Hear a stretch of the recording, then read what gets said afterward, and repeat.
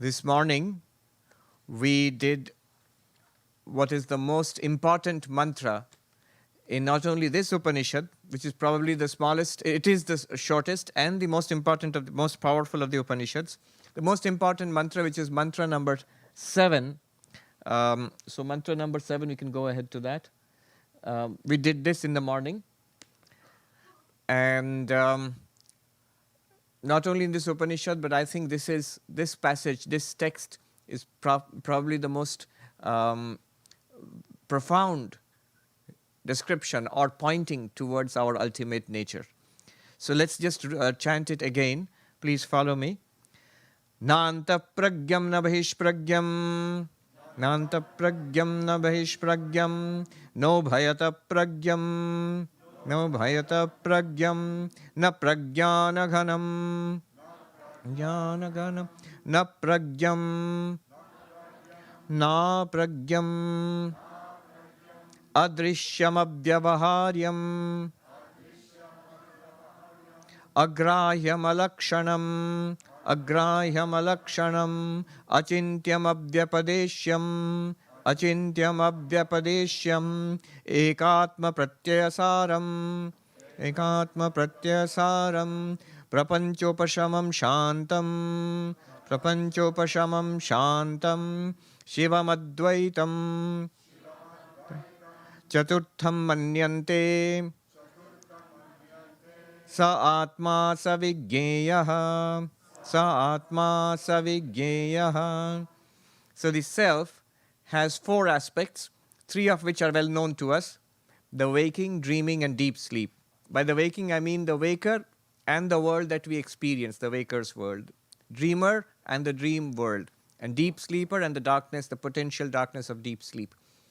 Those 3 aspects are well known to us. We all experience it.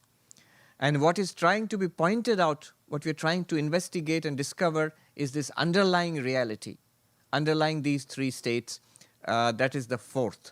So it says, Chaturtham manyante, it is said to be the 4th, but it's actually not the 4th. We know this now. Many people don't understand it, because the way the 4th is spoken of, many people who have a preliminary acquaintance with Advaita Vedanta think that, all right, there is the waker and the dreamer and the deep sleeper, and there's something else, something beyond this, some separate thing called the 4th. No. It's not a separate thing. No more than gold is a different kind of ornament. Gold is the reality of the ornaments, is the material, is the substance of the ornaments. Similarly, consciousness, existence, consciousness, bliss is our foundational reality, is what we truly are. It's the screen on which the movies of waking, dreaming, and deep sleep. Deep sleep is not a movie, it's like the movie switched off. And waking and dreaming are movies, they play, they come and go. But the background, the reality is what we are, existence, consciousness, bliss. What is it? This mantra, as we saw in the morning, can be divided into 3 parts. 2 parts are neti, not this, the method of negating. And the last part is a positive way of pointing out. The first 2 parts negate the knower and the known, subject and object, in each of the 3 states. In each of the 3 states, there are these pairs, knower and known. And we know that the pairs are again of 2 types, individual and cosmic, us and all taken together. Nanta pragyam na bahish pragyam. It is not the inwardly oriented consciousness, not the extroverted consciousness, which means it's not the dreamer, it's not the waker. Na pragyam, no bhayata pragyam, nothing in between. Na pragyam, it is not the deep sleeper. It is not, na pragyana ghanam, it means not the deep sleeper. Na pragyam does not mean some kind of omniscient awareness. Na apragyam does not mean that there is no consciousness, not even that. Adrishyam, not an object of any of the 5 senses. You cannot see it, hear it, smell it, taste it, or touch it. Alakshanam, you cannot infer it. Agrahyam, it cannot be made an object of our 5 organs of action. Abhyavaharyam, it cannot be bought into transaction. Literally, if you translate that, it means useless. That means the ultimate reality, Brahman, is useless. Remember, though in itself it is not bought into any transaction, it is the foundation of all transactions. Uh, in itself, it does not do anything. But because of it, because of that consciousness, we are able to do everything. See, hear, smell, taste, touch, think, remember, study Vedanta. All of this is in the light of consciousness, which in itself does not do these things. Avyavaharyam. Beyond language, abhyapadeshyam. You remember the 5 factors of language and why they cannot be applied here. Beyond thought, you cannot conceive of it. All thought is illumined by it, but thought cannot illumine it. Ekatma pratyasaram. It can be only known by inquiry into the notion of I. When the notion of I refers to body-mind, ignorance, samsara. When it refers to the witness consciousness, the 4th, then that is liberation. Ekatma pratyasaram. Prapanchopashamam. Beautiful term. The silence of the universe, the cessation of the universe. Oh, what's that? You. That's what you truly are. That's where the universe ends. Shantam, peace itself. That's our name, Shantam, peace itself. Beyond all suffering. Shivam, auspiciousness or bliss, fulfillment, complete everlasting fulfillment. That's what we already are, just don't know it. Advaitam, non-dual. Apart from you, the real you, there is no second thing. Though everything appears, none of it is apart from you. None of it exists apart from you. Whatever we see in the waking world, whatever we see in the dream, and all that we do not see in the deep darkness of deep sleep, all 3 are not a second thing apart from you. Just as the thousands of waves in the ocean are not a second thing apart from water. So you, the real you, Chaturtham manyante, said to be the 4th, thought of to be the 4th. Thought of by whom? Not by us. By the people who are ignorant of Mandukya Upanishad. They think there is a 4th. But we know it's the 4th only with reference to waker, dreamer, deep sleeper. But actually it is the 1. Because those 3 are not a second apart from it. Waker, dreamer and deep sleeper are appearances in my real nature. Just as gold is not a 4th kind of ornament. There is one ornament, necklace, there's another ornament, a bracelet, there's a 3rd ornament, a tiara. But gold is not a 4th ornament. Gold is the reality of those 3 ornaments. So what? All this is nice. Sa Atma, that is you. We are talking about you. Now you can't say so what. Sa Atma. Savigneyaha. This has to be realized. Realized means not only just heard about or talked about or read about or listened to about in a lecture, but we must honestly be able to say, I not only get it, but now I know it's true. I am that. Then it's done. Then it's done. Then it's just a question of manifesting that life. Now what Gaudapada proceeds to do, remember the text.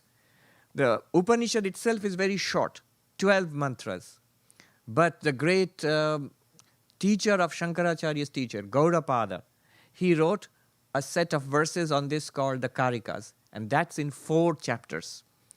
So we have not looked at the Karikas yet. Now we're going to look at some of these Karikas, some of the verses composed by Gaudapada. Very beautiful verses. What is he going to do now? This 7th mantra is, of course, very important. It is the most important thing in the whole text. So you would expect Gaudapada will stop here and consider what went on. Whatever we have got now, Gaudapada is going to investigate that, is going to discuss that in the next few Karikas. So we'll go to Karika number 10, which is the next one here. The poetry is also very simple and beautiful. Karika 10. You can follow me.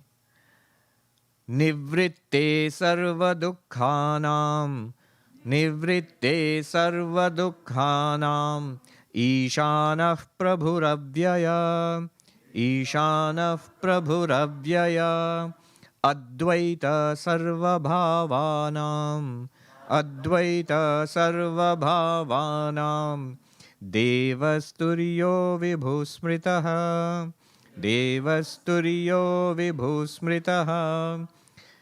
In this Turiya, so look at he's using the word Turiya now. The word Turiya, which means the 4th, has not been used in the original Upanishad, but Gaudapada introduces it. So in this Turiya, he says, it is indicated as the changeless and the Supreme Lord. There is a cessation of all miseries. It is the one without a second among all entities. It is known as the Turiya force, effulgent and all-pervading. All right, what does this mean? Nivritte sarva dukkhanam. It is the cessation of all suffering. What is the cessation of all suffering? Our real nature. If only we would know ourselves as we truly are. So in Indian philosophy, when we discuss suffering, one way is to talk about the three kinds of suffering, one classification. Adhyatmika, which refers to the body-mind, suffering which comes from one's own body-mind, illness, physical, depression, unhappiness, mental. This is suffering from one's own body-mind. This is adhyatmika dukkha. It's one kind of suffering. The second kind of suffering is adhibhautika, suffering which comes from other living beings. In classical texts, they'll talk about the suffering caused by the mosquito and the tiger. So neither mosquitoes and tigers here, but suffering caused by other beings.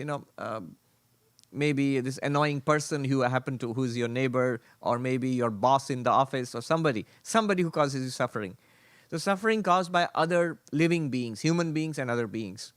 And finally, adhidaivika dukkha, the suffering caused by natural factors, hurricanes and earthquakes and too much cold or too much heat or whatever. Three kinds of suffering: natural suffering, suffering from other living beings, and our own internal body-mind suffering. Of course, you may say that, isn't it true whether it's suffering caused by nature or suffering caused by other people? Ultimately, it has to come to my body and mind. It has to affect me physically too, or mentally, to make me suffer. That's true. That's true. Ultimately, suffering is at the level of the body and mind. In fact, ultimately at the level of the mind. It's only when the mind recognizes suffering, I say, I am in pain. But just for the sake of classification, three kinds of suffering. And it says, sarva dukkhanam, all suffering comes to an end when we realize that we are this fourth, we are this pure consciousness. But this has to be understood carefully. All suffering comes to an end. So I'm prone to headaches. So will my headaches be cured when I'm enlightened? I'm very poor. So will my poverty all my debts will be paid off, my credit card debts and all, when I'm enlightened? Or there's certain things which I want in life, money and fame and success, and I'm unhappy because I don't get them. So when I'm enlightened, will all those problems be taken care of? No. I'm sorry to disappoint. Some of you looked expectant. Maybe. No. The Buddha put it very beautifully. He said the nature of suffering. What is the nature of suffering? He said, it's like a man hit by an arrow. Imagine the burning and the stinging sensation, you're hit by an arrow, and immediately afterwards hit by another arrow. So imagine the suffering. 2 arrows. What is the first arrow? The first arrow is what the world throws at you. Whatever happens in the world and what happens to you in the world, in your community, in your personal relationships, in your health, whatever is happening in the world, that's the first arrow. The second arrow is much worse. It's our reaction to it all. That is the real suffering. That's the real suffering. The real suffering is how we react. And the Buddha says what he is going to teach, that means the whole teaching of Buddhism, that will remove the suffering caused by the second arrow. Not the first one. Very gentleman-like, he says, I cannot do anything about the first arrow. That comes by our karma. And for that, there are worldly remedies. Ill health, you can practice Hatha Yoga. If you have money problems, you can borrow. No, don't borrow. That's a very New York solution too. So there are worldly solutions for all our worldly problems for the first arrow, and none of them work. That's the thing. None of them really work. If they really worked, if I have ill health and there's some short solution, then I should be cured of ill health forever. Not at all. Nobody ever has been. If I'm hungry and if I eat, has hunger gone forever? Of course not. Afternoon, brunch, then dinner, then next morning. So it doesn't go away. There is no final solution for suffering in the world, the first arrow, and there is no absolutely guaranteed solution. There is no complete fulfillment in this world. So the first arrow is going to come. As long as we are alive, because of our past karma, the first arrow is going to come. But what we can deal with is the second arrow. Where is the maximum suffering? Almost all the suffering is caused by the second arrow. We know this. In life, we see people who have got maybe everything in life, very unhappy. Who have hardly anything in life, bubbling with joy. It's not so much what happens to us in life. There was one of the greatest scientific thinkers of our time, Stephen Hawking, absolutely paralyzed and confined to his wheelchair. Another scientist, so this is physically devastated, body is not functioning at all, but mind is brilliant. These are mental problems or worse. Not necessarily. There was this book and a movie, The Beautiful Mind, John Nash, the mathematician, deeply schizophrenic. He won the Nobel Prize. Of course, for most of the work he did beforehand, but even then he continued to be productive. He was still working in Princeton University. So even with a devastated man, and all of this is not original to me. I remember I attended a medical conference where a psychiatrist, he was giving a talk, and he was saying that in spite of the worst hurdles, and he gave an example of Stephen Hawking and John Nash, one where the body is devastated, another where the mind is devastated, and they reach some of the heights of human achievement. So it's possible. And the opposite is also possible. Everything is perfect. Perfect health, youth, money, fame, and everything is there, just ruins its life. And there are examples like that. Maybe commits suicide or something like that. So the first arrow is coming to every one of us. And the second one is what we have to deal with. In that same medical conference, a doctor was talking about pain. And he drew 3 concentric circles, small circle, middle circle, and bigger, wider circle. He said pain, the suffering caused by pain, 20% of it is actually physical, actually what we feel, the inner circle, 20%, the acute pain which we feel. And then the middle circle is the distress caused by pain. It's going to hurt, expecting, even before it starts hurting. Or worn down by continuous chronic pain. That is the middle circle. That's psychological. And then the outer circle is the social distress caused by it. I can't go to a function, I can't go to a party, I can't do this or that. I'm so disadvantaged by my pain. So he says, notice 20% is actually physically felt. 80% of our suffering is mental, psychological. And he says, painkillers. He said, I'll let you into a dirty little secret of the pharmaceutical industry. Painkillers try, and unsuccessfully at that, to address that 20%. And they can never do anything about the other 80%. It's the second arrow. The second arrow which the Buddha talked about. So the real suffering is there. And when we realize this nature that I am this pure consciousness beyond all suffering. Where is suffering? At the level of the body. It's an object to me. It comes and goes. It's not me. Even when it is there, I can honestly say, yes, there is a pain, but it's not me. I can see it like a thing here.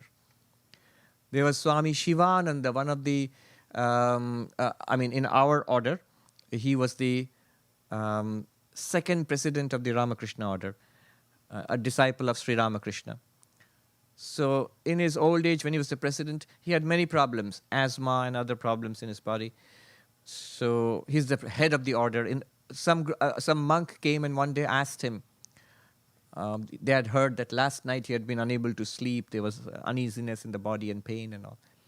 Next morning, one of the monks asked him, Swami, Maharaj, they say Maharaj, how are you? Oh, I'm fine. But we heard that you were so unwell, and last night we heard, Oh, you mean the body? Not fine at all, not fine at all, not well at all. You see, very naturally, I'm fine. Oh, the body. Oh, it's no good.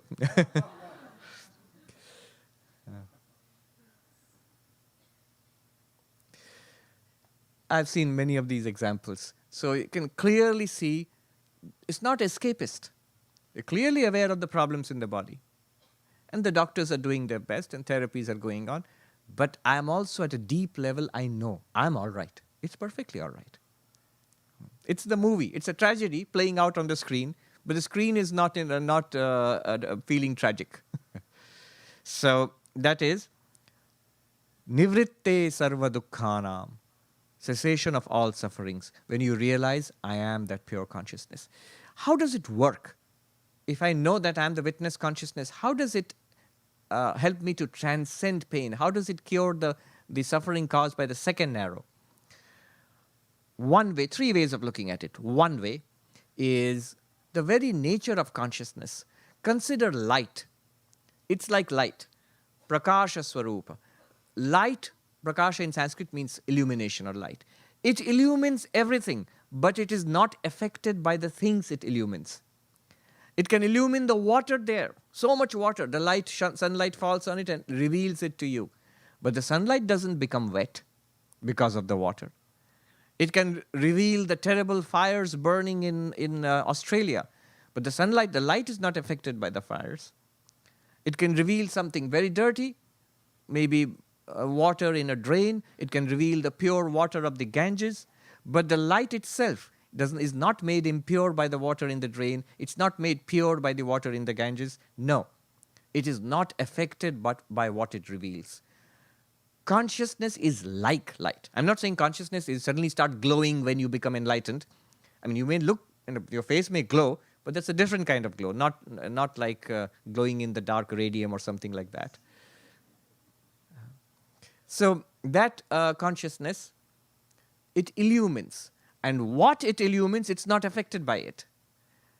If there is a pain in the body, it illumines, it reveals there's a pain in the body. But the enlightened person will not say, I am in pain. I am the witness of a pain in the body. You may say that's a strange way of looking at it. It's not strange. It's the actual fact. What we do normally is, we do not think of ourselves as consciousness. We think of ourselves as this. And the moment there's a pain here, ouch, I am in pain. Here's a pain, and I am this, so I am in pain. Depression, unhappiness. Oh, I am so unhappy. Are you? Isn't it that you are aware of this deeply unhappy feeling rising in the mind? Yes. Before this it was there, after this it will not be there. You, the consciousness, are you unhappy or are you aware of unhappiness? You're aware of unhappiness. But you in yourself, the awareness is not unhappy. So, because your nature is like light, in the evening, when we do the arati here, the last thing the Swami chants is, Na tatra suryo bhati na chandra tarakam. It's a beautiful mantra from the Kathopanishad. That is not illumined by the sun. There the moon does not shine, nor lightning. What to speak of this mortal fire? Tameva bhantam anubhati sarvam. That shining, everything else shines. Tasya bhasa sarvam idam vibhati. By its light, all that is here is lit up. That shining means you shining. Everything else shines. Everything else shines means your mind, first of all, your mind is lit up. Then through the mind, the body and the sense organs are lit up. And through this body-mind, you light up the entire world and you experience the world. But you shining, everything else shines afterwards. By your light, everything in this universe is lit up. Swami, you're saying nice things about me, but isn't it a bit too much? By my light? No, there's so many lights here. True. Close your eyes. Where are all those lights? They are lights only when you see them. And your seeing is also there only because your mind is behind your eyes. And your mind also works because you, the consciousness, are lighting up the mind. It's worth thinking about. Your nature is like consciousness, is like light. That's one reason why you are not affected by the things that you illumine. Just as light is not affected by the things it illumines, you are not affected by the things you illumine. Another reason why you are not, another way of looking at it, how do you transcend suffering? Asanga. You are not, nothing sticks to you. I mentioned it yesterday. Nothing sticks to you. When you reveal something, it does not stick to you. Whether it's a person, an object, a place, an experience, a pain, a pleasure, a taste, a smell, a touch, something you see or hear, none of them stick to you. They come and go. You shine. So even the worst of suffering does not stick to you. And if it does not stick to you, it has no relationship with you. It only appears, dances in your light, and disappears. When it comes, you can say hello. If it's a pain, you can't really say welcome. It would not be very honest. But you can at least say hello, there you are again. It'll stay for some time, and it'll disappear and go, all right, let it go. You are asanga, unattached. To what? To anything in this world. That is another reason why your nature transcends pain. Another reason why, the third one, how you transcend pain, satya mithya. The reality is not affected by the appearance. The rope does not become poisonous because you imagine it, mistake it to be a snake. The desert does not become wet because the mirage water appears there. Shankaracharya says, all the water in the mirage is not enough to wet one grain of sand in the desert. That which is false cannot affect that which is real. This entire world, what is the world? Waking world, dream world, and deep sleep. None of it affects you, the witness consciousness, because it is not of the same order of reality which you are. In Vedanta, you are paramarthika reality, the absolute reality. And this world is called vyavaharika, transactional reality. It appears, shines, and disappears in your light. It cannot affect you. The false cannot affect the real. You say, no, Swami, people are traumatized by suffering. What is traumatized? The mind. The mind is traumatized.